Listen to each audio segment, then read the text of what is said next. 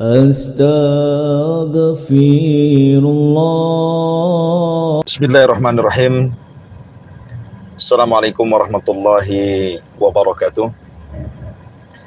Alhamdulillahi wassalatu wassalamu ala rasulillah wa ala alihi wa sahbihi wa mawalah wa la hawla wa la quwata illa billahi wa ba'du. Alhamdulillah, segala puja dan puji hanya milik Allah subhanahu wa ta'ala. Di sore hari ini di tengah-tengah perjalanan, mungkin ada sedikit faedah yang ingin saya sampaikan tentang pengetahuan sejarah, dan sejarah yang ingin saya sampaikan adalah tentang kisah tongkatnya Nabi Musa alaihi salatu wassalam.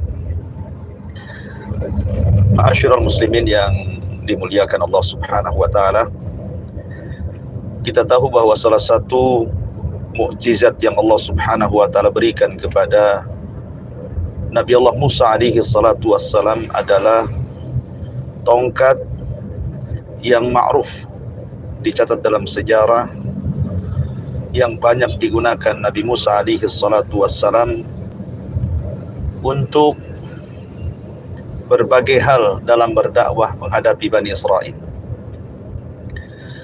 Maka pada sore hari ini kita akan mencoba mengkisahkan beberapa peristiwa yang berkaitan dengan tongkat Nabi Musa alaihi salatu wassalam. Ada yang mengatakan bahwa tongkat Nabi Musa alaihi salatu wassalam adalah berasal dari surga dibawa oleh Adam alaihi salatu wassalam. Tetapi tentu kisah ini perlu dalil karena ini adalah Israiliyat.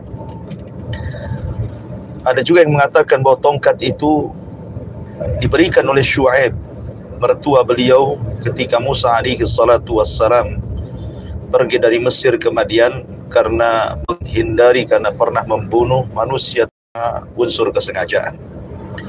Maka Syu'aib memberikan tongkat tersebut.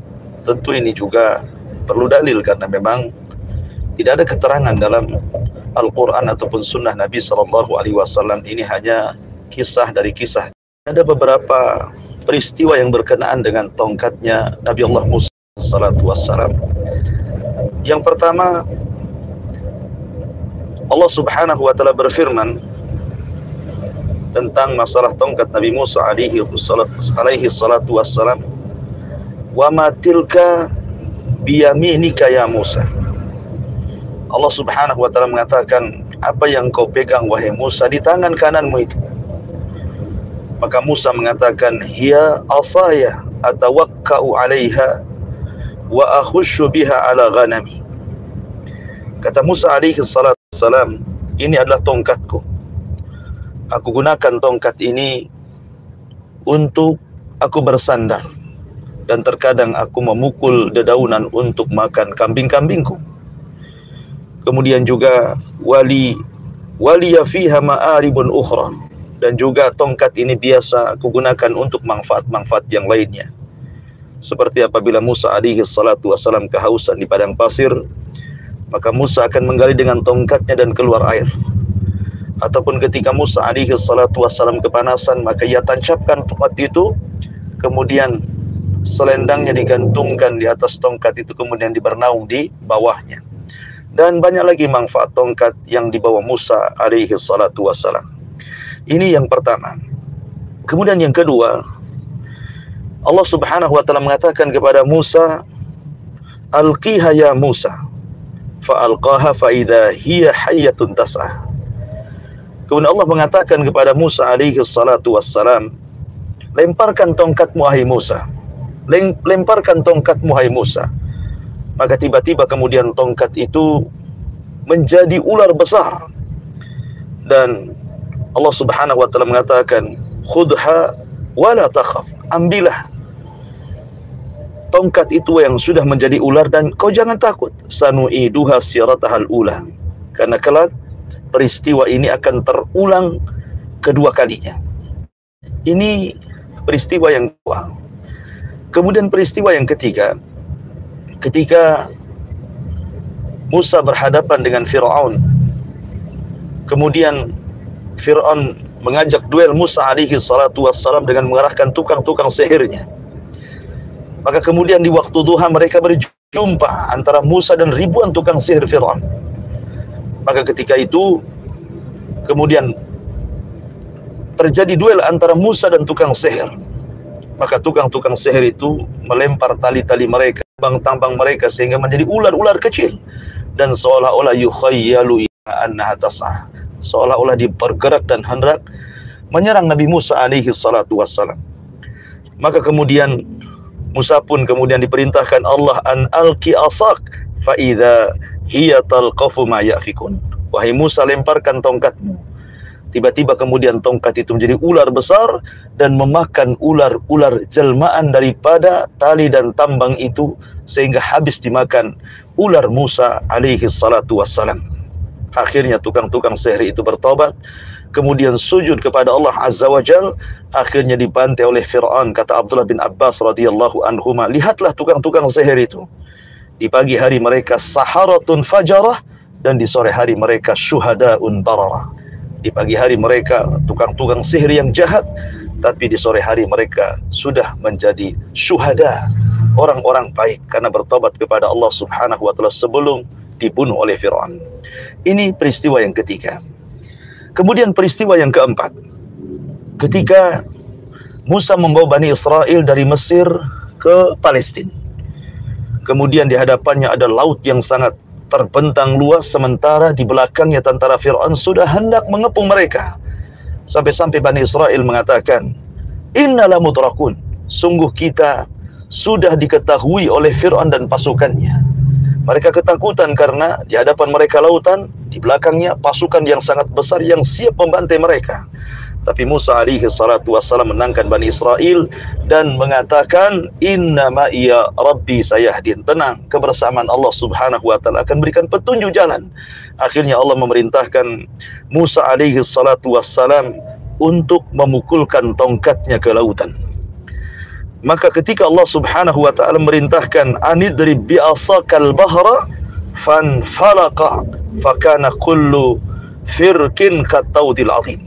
Maka ketika Musa memukulkan tongkat itu ke lautan, maka terbelalah lautan. Ada yang mengatakan menjadi 12 jalan, karena memang Bani Israel jumlahnya 12 kabilah. Akhirnya Musa dan Bani Israel diselamatkan. Kemudian Fir'aun menyusul sampai di tengah lautan. Kemudian Musa memukulkan kembali lautan, dan lautan itu merapat sehingga menenggelamkan Fir'aun dan juga pasukannya. Ini kisah yang keempat. Kemudian kisah yang kelima, ketika Bani Israel sudah dibawa oleh Nabi Musa alaihi salatu wassalam dan sudah mendekati Palestina, namun tidak bisa masuk karena mereka tidak mau diajak berjihad oleh Musa alaihi salatu wassalam, sehingga mereka terdampar di negeri linglung atau disebut Arduteh. Disitulah kemudian karena kondisi memang tidak ada hujan, paceklik yang berkepanjangan, akhirnya mereka pun meminta hujan kepada Musa alaihi salatu wassalam untuk didoakan kepada Allah agar turun hujan. Maka Allah subhanahu wa ta'ala menggambarkan wa idistasqa Musa, dan ketika Musa meminta hujan kepada Allah subhanahu wa ta'ala, kemudian Allah mengatakan faqul nadrib bi asakal hajar fanfajarat min hasnata asyrata aina. Maka Allah katakan, pukullah batu itu wahai Musa. Maka tiba-tiba ketika Musa mukul batu itu, keluar dari batu itu 12 mata air. Kemudian dari 12 mata air itu, akhirnya kemudian masing-masing kabilah meminum dari mata air itu. Pertanyaannya, kenapa mesti 12 mata air? Karena memang masing-masing kabilah Bani Israel antara satu kabilah dengan yang lainnya itu tidak akur. Mereka sering berselisih, mereka sering bermusuhan, mereka sering berperang. Makanya kemudian Musa ingin menangkan mereka dengan masing-masing kabilah diberikan mata air. Inilah kisah tongkat Nabi Musa alaihi salatu wassalam. Nah, Musa dihanyutkan di situ yang dengan tabut. Bani Israel meyakini bahwa tabut, kotak yang ada tongkat Nabi Musa, kemudian beberapa peninggalan Musa dan Harun di situ, itu memberkah dalam setiap peperangan mereka. Sehingga ketika kemudian Nabi terakhir dari Bani Israel, Samuel, memimpin mereka, kemudian mereka tidak mau dipimpin oleh Nabi dan ingin raja. Akhirnya kemudian dipilihkan Talut. Mereka kemudian menolak Talut untuk menjadi raja, karena alasannya bukan orang kaya dan bukan keturunan dari para Nabi. Tapi kemudian akhirnya Allah Subhanahu wa taala merintahkan Jibril untuk mengambil tabut di tangan Jalut. Nah, sebab itulah akhirnya Talut diakui menjadi raja mereka, karena dalam tabut itu ada tongkat Nabi Musa alaihi salatu wassalam. Kemudian juga ada yang mengatakan bahwa tongkat ini kelak di akhir zaman akan dibawa oleh dabatun minal ard, oleh binatang yang melata yang bisa bicara. Kononnya katanya binatang ini membawa stempel Sulaiman dan tongkat Nabi Musa alaihi salatu wassalam.